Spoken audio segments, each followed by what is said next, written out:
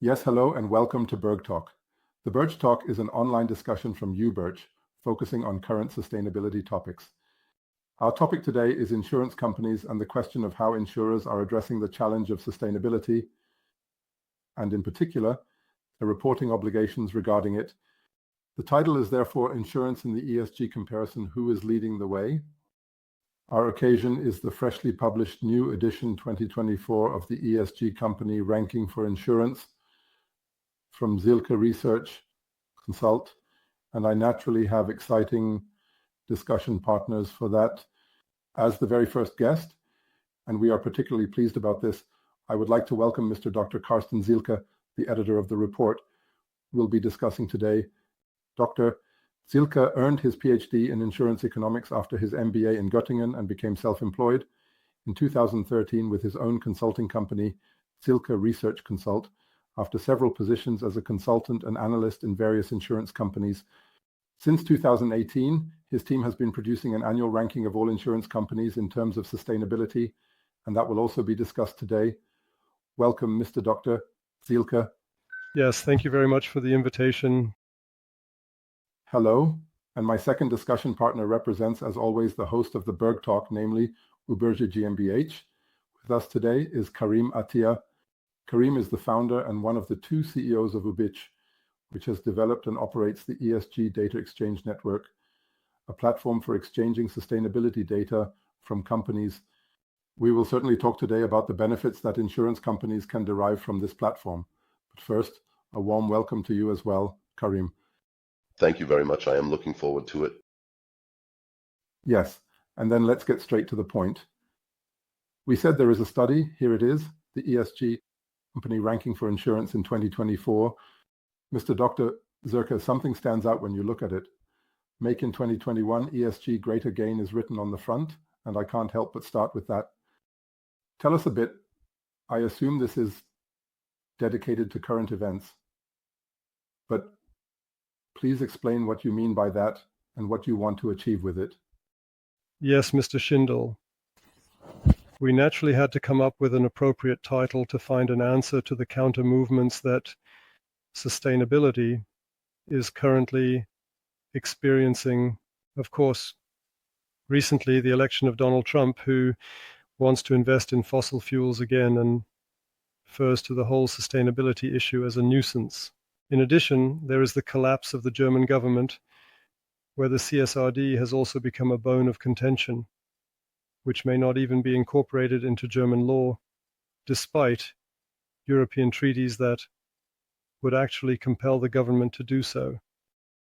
And that's why I thought, let's start a counter movement and use the campaign slogan to bring the ESG topic back to the forefront. The thing is, we can choose any government, but in 2021, climate change will catch up with us, and we can still accelerate it. If we continue what we started in the last few years, we can slow it down a bit. But populist governments also have to deal with preparing the population for climate change, or rather help them, digest them. The Valencia was a good example. What a beautiful example, actually a frightening example, of how calm streets could transform into raging torrents within 45 minutes. The decrease in temperature differences between the poles and the equator leads to more static weather fronts. We had similar phenomena last year in Africa with flash floods. We have now seen significant hurricanes that have not been noticeable in this intensity for decades. So the USA is also affected by climate change. And it is not enough to say that this is all wokeness. We are not interested in any of it. People will scream for help when they are affected accordingly. That is why we actually want to set a sign here, and especially in view of the political decisions of the future, we want to appeal to the people that we must do something. Otherwise, we will be on the losing side. Absolutely right. I think that is very honorable and also a very important signal that they are sending. Karim, how do you see the current situation, and what is our comment from UBIRCH on this? I can only agree with Dr.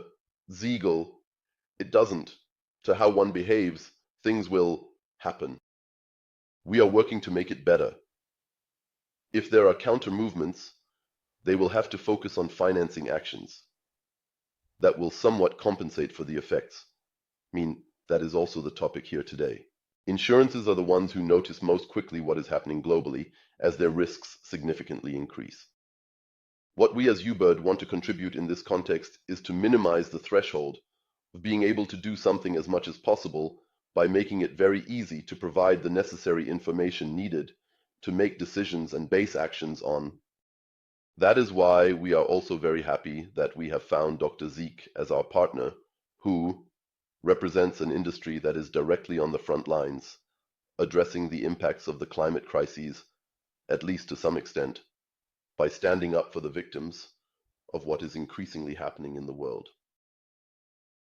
Yes, well, it actually concerns the entire business model of insurers, but not only the insurers, but also the insured companies.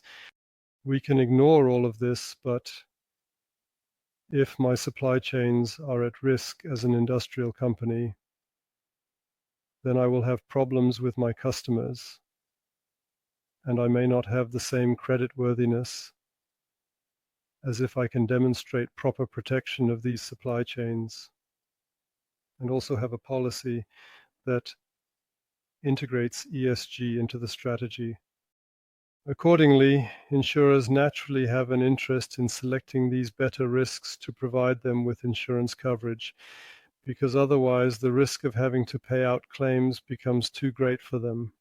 So even if we set aside the do-gooder thought of doing something for nature, one cannot ignore the risk assessment when doing so, because we are talking about a regulated industry that is supervised in Germany by BaFin and at the European level by Europe. I can do that, but if I do not conduct the risk assessment accordingly and factor in climate change as a risk factor, then I neglect my supervisory duties as a manager.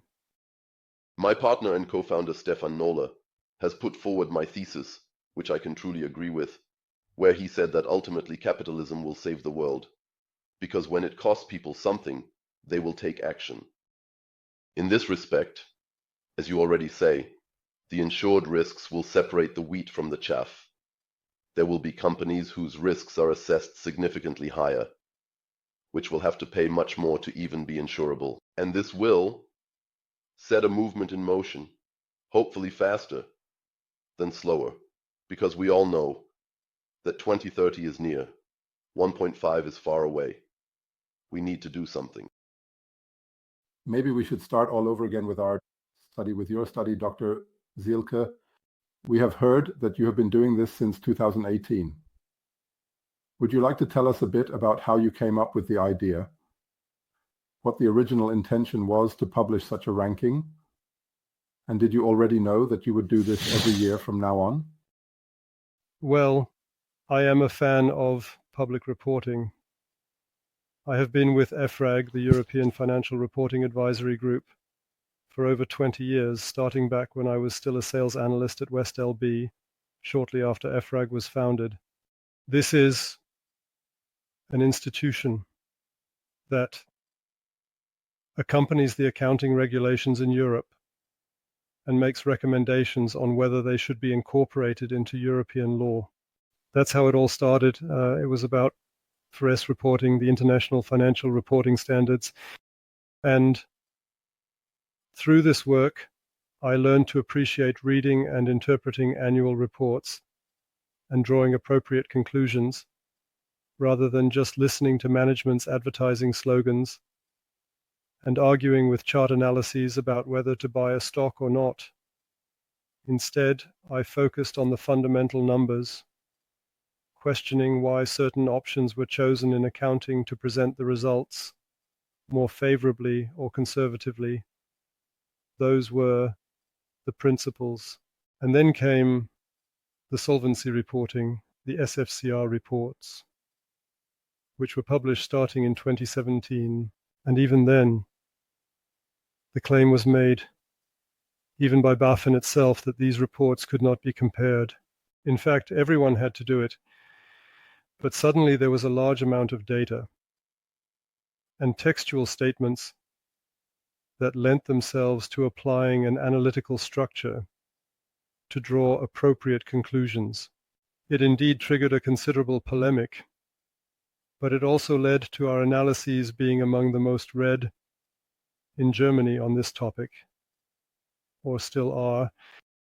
And a year later, suddenly the sustainability reporting came with the NFRD, the Non-Financial Reporting Directive, which made it mandatory for all companies with more than 500 employees and 2 additional criteria to submit reports on the company's sustainability orientation. This applies to all listed companies and all entities of public interest, which includes banks and insurance companies. Then we thought, even if the SFCR reports are going so well, we can also do that with the CSR reports. I must say that the polemic we generated with the first studies was much greater than with the SFCR reports, because many simply believe that it doesn't matter what is written in there. There is no essential information in it.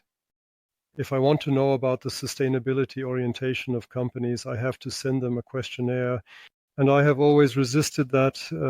I said, we analyze what is published and we judge based on that. And that ultimately led to the fact that, yes, we immediately found clients for this study who were inspired by it. A pioneer client was BirchTalk. So not a small insurer. And then it was, yes, that was a good-natured, vicious circle. Everyone wanted to perform better in the ranking than the others. And that ultimately led to the fact that today the German insurers are also leading in this area in Europe in reporting. Okay, thank you for giving a bit of an overview. You have already shared quite a lot. So there was a response. I would have asked that too, but also assumed, because otherwise I don't think you would have done this study for the 7th time if I were somehow feedback. However, you have used the term polemic several times. This means that it was probably not taken seriously at every level, but I understood that this was your motivation, to show that the data is indeed comparable and that one should take this data seriously. So in that respect, very commendable work that you are doing, in my opinion, also in the interest of transparency and sustainability. It is somewhat interesting as it is an ESG study, and there are actually quite a few topics, namely environment, social, and governance. How do they handle the weighting of all these different dimensions in their ranking? It is quite significant what topics are listed there. Yes, basically all 3 areas are equally weighted: environment, social, and governance. However, within these individual parts, we naturally have different subpoints. And it is also the case, as in the ECS reporting, that more criteria are included in the environment area than in the other 2 areas. I believe we have one. Excuse me, I believe we have a list for that made by my colleague. I'll show it. Which criteria appear in their study? Maybe you want that too. Exactly. I can quickly go through that. In the environmental area, we naturally measure the actions that have been taken to reduce CO. This includes, for example, installing solar systems for self-consumption when heat pumps are installed, how high the share of green electricity is. And then it gets to the core regarding CO emissions measured against the scopes, according to the GRG protocol. However, it must be considered that financial institutions cause the largest CO emissions by investing in companies or insuring companies. So the indirect emissions are crucial here. This is scope 3. Some also refer to it as scope 4, which are the financed emissions that we like to look at, although we currently have less than half of the insurers providing data on this. Let's see if all these calculations have also been verified. Then a major component is what the investment policy looks like. This is related to the indirect effects that we assume. So is a simple exclusion policy being implemented is an engagement policy being pursued? And what about attending the shareholder meetings? Is voting done accordingly? Or does one even go so far as to try to always engage in impact investing? And this leads to a rating score that can go up to 2 points. So generally, we always have the system of -1, no information, 0, and sufficient information, or the values are below average, +1, then sufficient information, and also above average. And with the capital investments, we actually go up to 2 points. So this aspect is somewhat overemphasized within the environment module. May I briefly interject? This means that for your rating, the transparency of the data is primarily of great importance. That means what is reported, how complete is the reporting. One could say that is more important than the question of how good the values actually are. Is it primarily important to you that values are published at all? Exactly. So this creates the basis, if the values are published at all, for qualifying for a seal. Thus, that's how I would rephrase it. And then it is, of course, about relating the values to each other when the data is available and saying who is better here, who is worse. Okay. But we have actually always seen that as an incentive, because the reporting format is kept open in the NFRD. There are no minimum points that must be specified. They even have the option to simply write that they do not have these values, which is why they are not publishing them if they wanted to. And that would be in compliance with the NFRD, which is of course not enough for us. And that is why we introduced this criterion. It is a relatively easy to understand criterion. So, because there are already approaches to evaluate or promote non-life insurance products, right? So, classic car insurance, where I use spare parts that are already used. This reduces the CO, the indirect CO emissions. This would be an example of what has been added here. For the first time, the information on taxonomy is included. It is only about the capital investments according to the EU taxonomy, whether they are taxonomy compliant or more broadly taxonomy eligible. Here we have made an initial assessment. This represents the area of environment. In the social area, there are slightly fewer criteria, but nonetheless it counts just the same. And there we have the female quota, where I get a higher score if I specify it in more detail. Then what we understand by inclusion is the employment of physically disabled persons. So I provide opportunities for job placement here. Then family care, health management, occupational health management, and of course what is very important and will also be included in the ESRS standards are customer satisfaction values, willingness to recommend, and customer complaint management. In 2021, we will look at all of this. And then the social contributions, first donation contributions to charitable organizations. This is to be understood under point 6. The governance area is usually treated a bit like a stepchild. We have still weighted it equally. Above all, it is important for us whether the sustainability strategy is embedded in the overall strategy and that there is a clear responsibility. It was not uncommon just 3 or 4 years ago to write that the responsibility for sustainability lay with a working student. That did not happen to us with the insurer, but with a bank. Such a thing is of course not acceptable, but by now it is located in the board of almost all financial institutions. Then we look at the quality of the risk report, the Sorgen C report. I have also been confronted with the question of whether this is to be understood as sustainability, but it does me no good if I am sustainable or have sustainable goals, but I do not survive the next business year. Therefore, this is actually a basic requirement for us, where we have established certain criteria that do not simply emphasize that the solvency ratio is as high as possible, but quite the opposite, that it is efficient, that the policyholders' money is also invested efficiently and not just focused on security. Then the sustainability report is easy to find. Until a few years ago, this was not a given. There were indeed some actors who were content to publish it in the Federal Gazette and not on their website, and who were quite outraged when we claimed that they were not easy to find. But in the meantime, it is almost universally found on websites in Germany. Yes, and then the formulation of the sustainability strategy. This is how it is summarized, and this gives an overall score. And accordingly, we then publish a ranking of 51 insurance companies. Okay, thank you. That was detailed, but it was very illustrative. And I believe it was also important, as you mentioned earlier, that you do not work with sent questionnaires and do not rely on any data being reported back, but rather you look closely at what can be found, what has been published.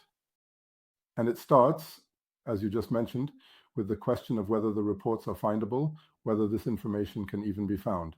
I find this an important and good approach.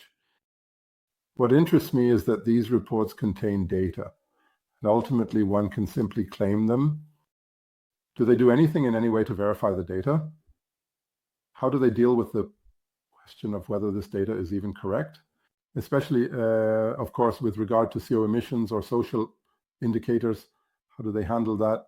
Well, we are not auditors and do not verify whether the information provided is truthful. That would now exceed our mandate. I mean, we are talking about companies of public interest. When they publish these figures, they stand by them. And if there is misinformation, it can have serious consequences for the companies. What we do, however, is that there are actually occasional errors in the reporting. Then we get in touch with the companies and say, you have a value here that is absolutely out of the norm. Is that really true? That is the kind of work we do. But as I said, we cannot go into the companies and recalculate the CO value for them. But what we can do is say, you only have 1 to 3 of the emissions compared to your other competitors. Are you sure you calculated that correctly?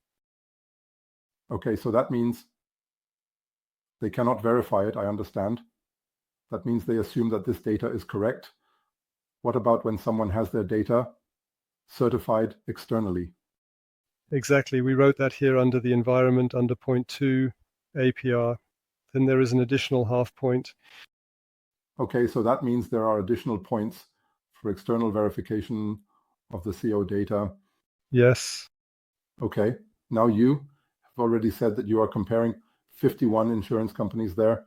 How comparable are they? They have different orientations, different business models, and they are also of different sizes. How can you handle that? Yes, the sustainability reports are published in almost all cases at the group level. This means they generally cover several sectors. So the insurers are relatively homogeneous and comparable in Germany. Of course, there is a difference in size, but that does not necessarily reflect in our ranking, because I can report just as well on a small company as I do on a large company.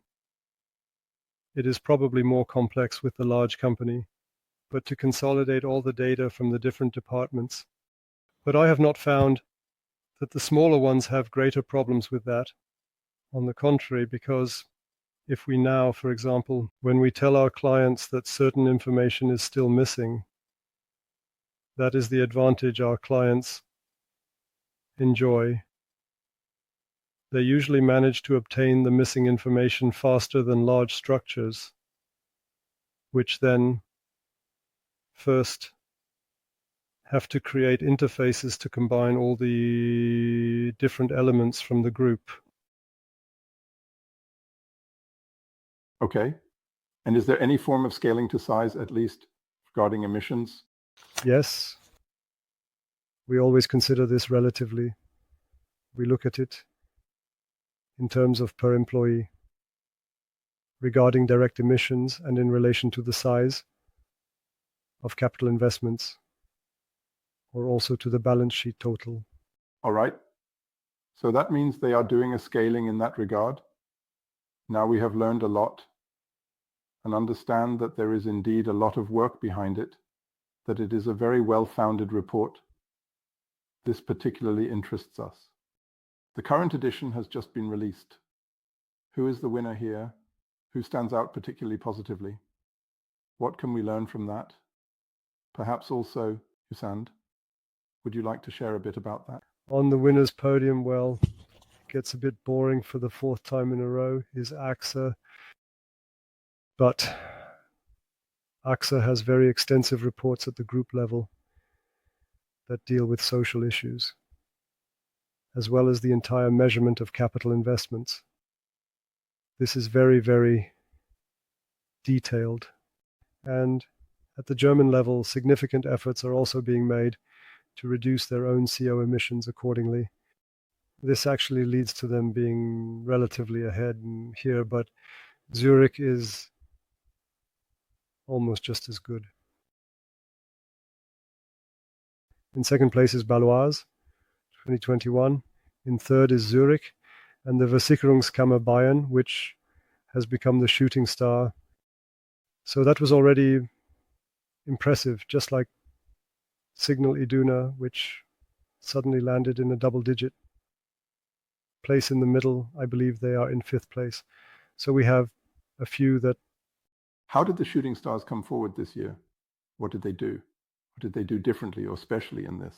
Yes, they have become more concrete in their statements. Previously, it was only briefly touched upon what they planned, but now detailed figures are provided. And yes, that is due to this. And indeed, the values, also the values themselves, I mean, all those in the 10 range, so under the top 10, provide us with the minimum information. Yes, that must be said. And then it is, of course, about how good the numbers are, how low the CO values are per employee or per balance sheet total, then how the women's quotas are structured. There are some insurers that have particularly high women's quotas in leadership positions. Of course, that is to be rated positively. Inclusion rates, these are all these effects. One can generally say that companies, once they start reporting, improve year by year. Do they all improve, or are there also counter movements? Well, this year what we have found is that the information regarding the social area has decreased, not just from the customer side, but also from others. So health management has been reported on less. We were also surprised by the decrease in social engagement, because with the upcoming reporting, the CSRD reporting, it will be a must anyway. I don't know why it has decreased now. One can say that it has improved overall, although the degree of improvement this year was perhaps slightly less than the year before. This is also due to the fact that we added a company that did not perform as well. Therefore, the average has been pulled down a bit. Statistical effect. When they say that less has been reported on the social sector, do they feel that less has been done? Or is the willingness for transparency declining? Or do they simply not know? In one area of a company, I know that the willingness for transparency has decreased. I was not able to get any background information about other companies. I actually believe that it is more related to the fact that they did not want to report on it anymore. I actually find it strange that less has been done, because especially in the recruitment of new employees in 2021, our ranking is already being considered. I was also personally told this by the HR managers, because for young graduates, this topic is already important, even if the geopolitical situation does not currently allow for it. Now they are looking at strengths and weaknesses. Are there one could also say very characteristic weaknesses. What are the companies doing poorly that end up at the bottom of their ranking? Can we give them tips, so to speak? Why should they care more? What are the biggest or most common negative examples that lead to a downgrade? Yes, that the capital investments are not, the management is not further defined in terms of what style is being pursued there, that there are still some who do not provide scope information, very few, but there are still some, that one cannot really recognize a sustainability strategy that is formulated. I am already confronted with statements, so we reserve our budget more for concrete measures that we implement rather than for reporting.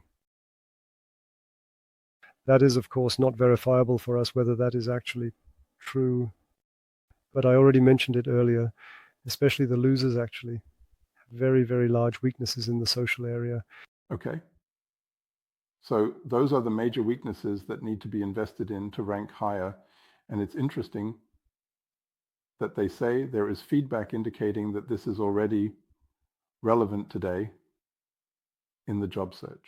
At the latest, this should wake companies up to actually think about it.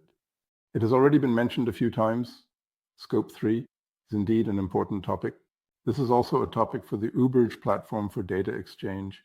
They have mentioned it a few times as well. The crux of the matter is also the question of how well insurers can report on where they invest their money, that is, their capital investments.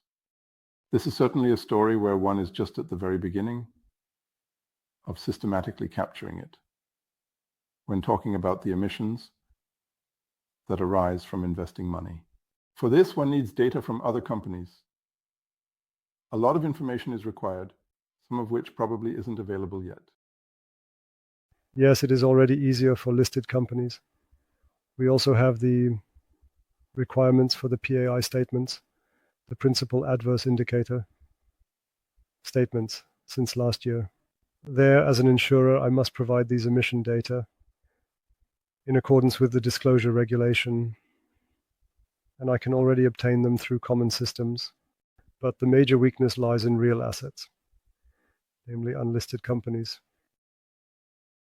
And what we haven't talked about at all are the insured risks. As the companies are not listed, it will be very difficult to obtain data. I would like to bring Karim back into the conversation a bit. Karim, UBIRCH can take care of Scope 3 and the emission data from the real assets, as Mr. Zielke mentioned. And UBIRCH has now integrated the ranking from the target report into the platform for the second time. Maybe you can talk a bit about why we did that, and perhaps we can also take a look at it together. I would like to briefly address the topic of scope missions beforehand, because from our perspective, especially from our perspective as UBIRCH, it is indeed the most significant factor that could potentially bring about a turnaround, because if we look at it, there are already standards. The topic of comparability has also been a point of discussion today. There are indeed explicit standards that are meant to make data comparable. The most prominent is the GG protocol, which includes globally accountable items that I am responsible for because I have purchased energy and cooling, etc. And then there is the so-called Scope 3, which concerns all indirect emissions. And that is actually the real danger. We like to compare it to an iceberg. Scope 1, what I as a company have in view, is the tip of the iceberg. But what I am also responsible for lies underwater, with a much larger effect than what I have in direct view. And that is also the great difficulty. 2001. There are standards, and the CSRD, which has already been mentioned, will also require reporting on this in the future and providing this information piece by piece, increasingly. In the context in which we are now conversing, there is the so-called Partnership for Carbon Accounting Financials, PCAV, which is based on the standard of the GRG protocol, the value chain standard, and there is a concept there called insurance-associated emissions. It specifically concerns the insured or reinsured assets, and as Dr. Zielke has rightly pointed out, this is a huge problem for insurance companies because they cannot obtain the information properly. And there is also a common value that connects us with Dr. Zielke and his company. We strongly believe that sharing is caring. If you know something, you should also publish it and make it available to the public. 2001. That is also the reason why Dr. Zielke relies on published data that is available to everyone. And thus, I don't want to say globally applicable, but publicly presents the company's position on what he is investigating. We see it the same way. If such information is available, it should be published and it available to everyone. And that is the foundation of our SG Data Exchange Network. If you have information about your emissions, about your ESG performance, then make it available to the public as simply as possible. We ensure that anyone who is interested can obtain this, and the interest could be, for example, an insurance company that wants to investigate its assets and wants to know what the emissions of the companies it has insured look like for these insured risks. They can do this relatively simply through a network like the one we provide. We are working together to fill it as much as possible. And that is also the reason why we said, okay, dear Dr. Zielke, you have a fantastic assessment of companies, so let us be included in this network. The idea is that what is in this report can be made available to interested parties very easily. And not just as a PDF to flip through, but something you can also work with, that you can analyze, where you can search, where you can compare. 2001. And what came out of it is something I can quickly show. This is the BRIC insurance rating as part of our data exchange network. And it looks as follows. And there we have all the companies examined, with their names, their ESG performance, as an overall score divided into the 3 dimensions in the score, wonderfully aligned with the Nutri-Score and insolvency data. What you can do here is you can grab a few, e.g., let's take these 4 here and compare them directly with each other. You can then sort accordingly who is the best in the area of environment, who is better or worse in the social area. So, already a direct overview of what one has in mind as potential insurers. Larger consulting firms, such as the Lesia Group, will also rely heavily on this. This is one of the major clients in this context. But you can also dive deeper and display all the details from the study, for example. As Dr. Zielke already mentioned, an important baseline is the number of employees. This is compared to the various values we have here. You can look at the details of the 3 major dimensions with the ratings, as already mentioned, on a scale from -1, 0 to partially 2, for example, in ESG investments. You can look at the solvency data, and even if you wish, check the source of this solvency data and receive the corresponding report, thus having everything available to make comparisons in the insurance sector based on the study provided by Dr. Zielke. This is the integration as we have it, and it looks similar for overall companies. Here too we have corresponding statistics where we ask, okay, what kind of companies are these? They have a CCF. How many products have footprints? Do they have disclosures? And you can also delve into the corresponding areas, of course, further deep dive. And for example, look at this company here. Okay, what does it look like? They have determined 3 CCFs for the last 3 years. And there you also have the opportunity to go into detail and look at what this CCF consists of. It relates to total revenue. And they have all scope 3 categories. So they have really made the effort to capture all the details in the area of indirect emissions and make that available. And these are, of course, the data that Dr. Zielke accesses when he evaluates the ESG performance, especially in the area and the dimensions assigned to the GAG protocol, as he nicely put it. Okay, Karim, thank you very much. I think we have seen very nicely that your data, Dr. Zielke, is becoming interactive. So you can sort by subcategories within it and access the exact information, essentially building your own ranking, if you will. Exciting and an even stronger use. And Karim, you already mentioned that there are users who actually obtain and use this and work with this data. So a nice further use of this information. By the way, I find the CSRD topic very exciting. It has been mentioned here and there because these are significant changes that companies will face in 2024, which will help us all. So, one topic is comparability, because it has been clearly defined which information must be provided by everyone. What is also quite interesting, which was not clearly defined in this form before and was not legally required, is the verification. So, the information that is provided must be organized. And with that, a second point that makes comparability relevant is checked off, because providing information is one thing, but providing it in a standardized way is already a step further. And having these standardized provided things also verified ensures that real comparability is created. Or, how do you see it, Dr. Z? Yes, that is, of course, the ideal of all worlds, if that is the case. But I do think that at the beginning we still have to overcome a few crutches, because it is not even national law yet. It is not even national law. And there will certainly be inaccurate information at the beginning.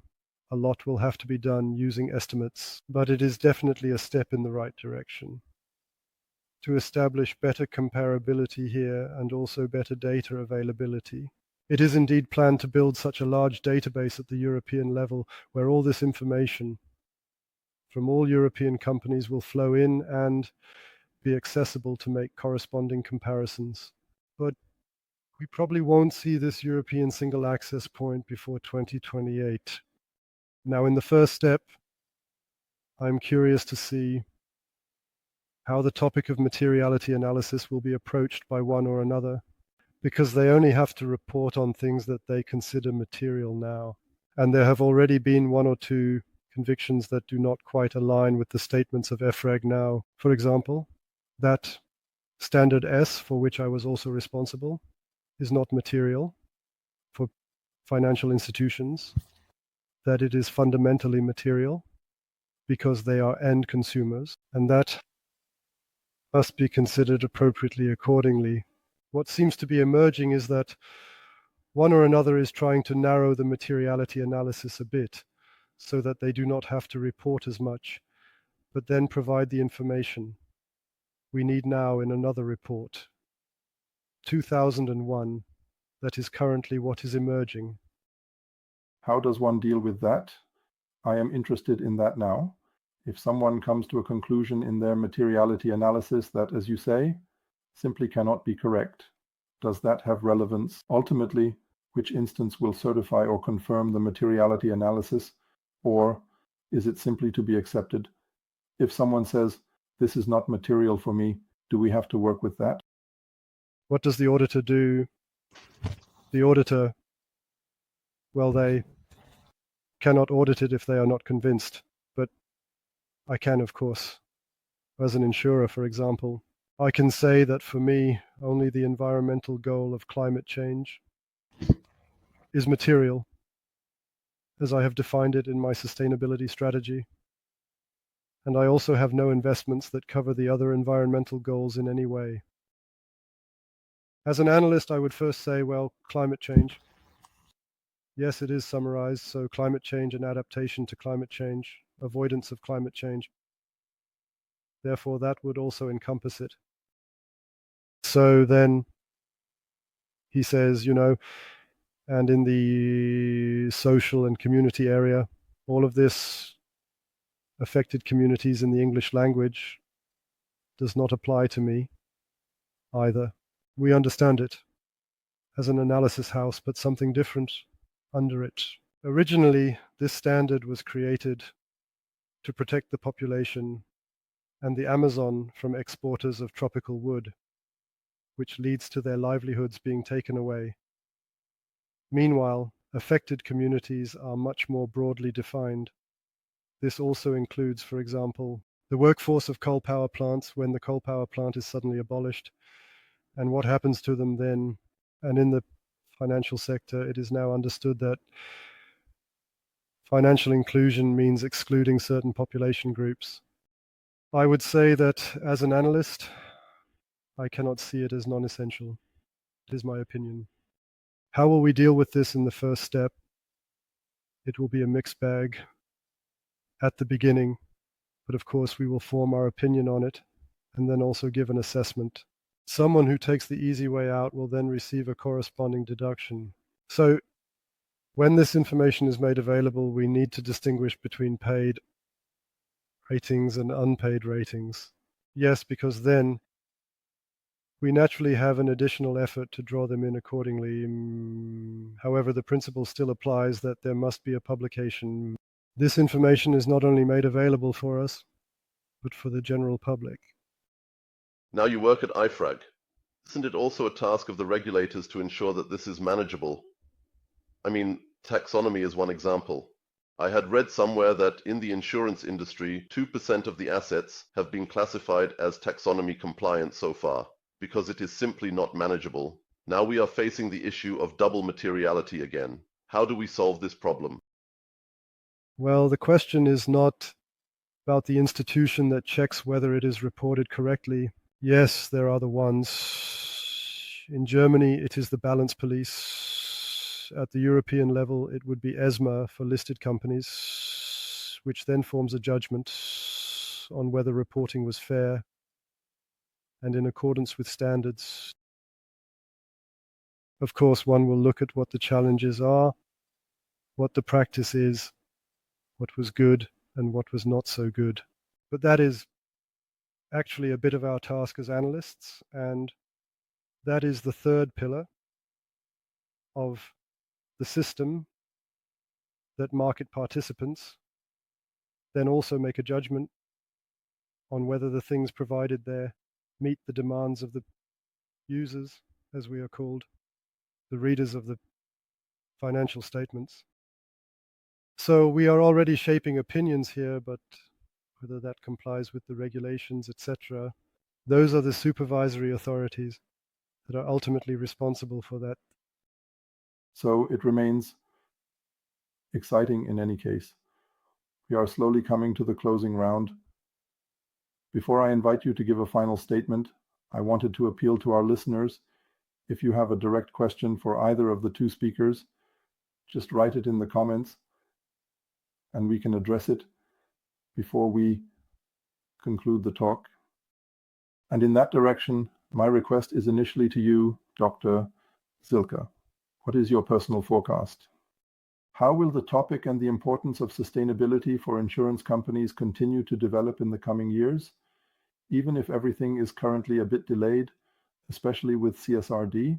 To what extent is it worthwhile for insurance companies to invest in this topic? You see this as someone who has been paying particularly close attention for several years and can certainly mention a few aspects of why companies do this, probably not just to rank well. No, ultimately it will also have an impact on the price of reinsurance coverage, because a better primary insurer can then also receive lower premiums from the reinsurer, as the likelihood that the reinsurer will have to pay for them is correspondingly reduced. So I indeed believe that will ultimately reach them through that way. I believe the companies do not do this solely out of their own initiative. Even if I am told that currently it does not have the great or sales relevance has somewhat diminished, what one notices is that the sales relevance has diminished for those who have a lot of money. That is the population group, 50 plus.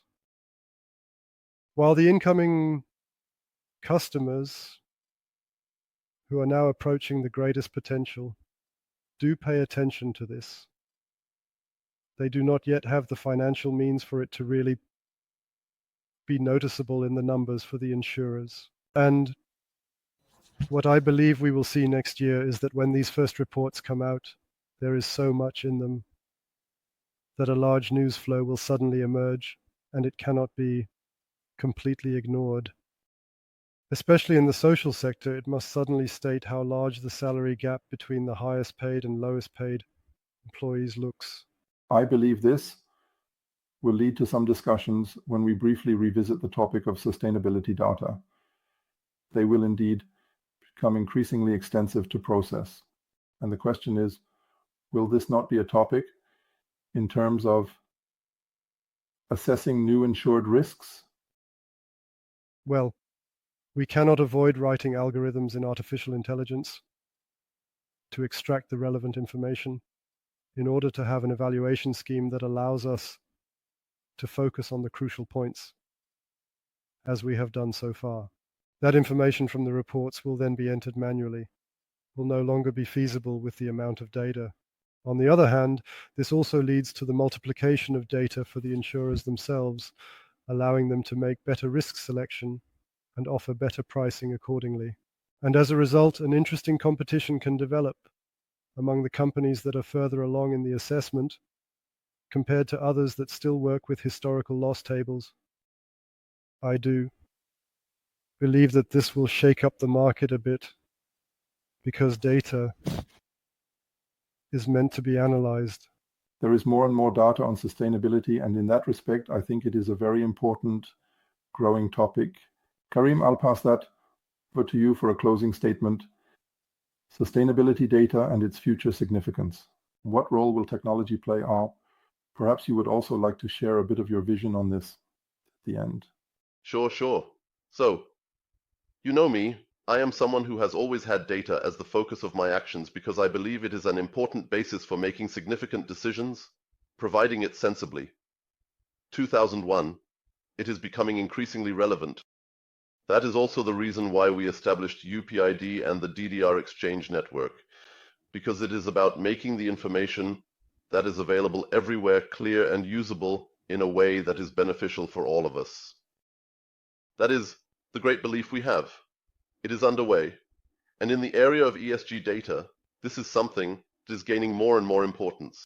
I think we need to view one point a bit in the future, and that is relatively important to me personally. We have primarily always talked about the financial motivation behind why companies do something. In this area, this is either about saving costs or obtaining money more cheaply, avoiding risks. One point that we encounter more and more in the context of our climate protection bubble is the term grandchild capability, which is about having a long-term motivation across generations to ensure that our grandchildren can actually live in a world that is worth living in. This is, of course, significantly different from the financial motivation, which is more short-term oriented, aimed at short-term gains. I believe we should, as a society, ensure that with the knowledge we have and the infrastructure and technology we provide to make this knowledge truly manageable, we gradually transition to becoming grandchild capable in what we do and how we act. That would be a great wish for me for 2025, because as Dr. Zielke already said, next year all the data will be available. And then we should ensure that we not only convert them into short-term profits, but also create a livable environment for our grandchildren. Okay, great. Perspective and wishes to conclude. The grandchild capability. I have now displayed again how one can access the study. For those interested viewers among our audience, there is a QR code right here that can be easily used to access the study. Otherwise, as we have seen, one can also access the data through the data exchange network of UBIRCH and work with it individually. With that, our hour is almost over, and I think it has flown by. It was really exciting and interesting to learn about the insurance companies and their efforts regarding sustainability. I enjoyed it, and I would like to sincerely thank my two guests, who can also be found here with their contact details. Mr. Dr. Carsten Zielke, thank you very much to you. 2001. It's great that you were here. Yes, thank you very much. Thank you. Thank you very much indeed as well, Karin.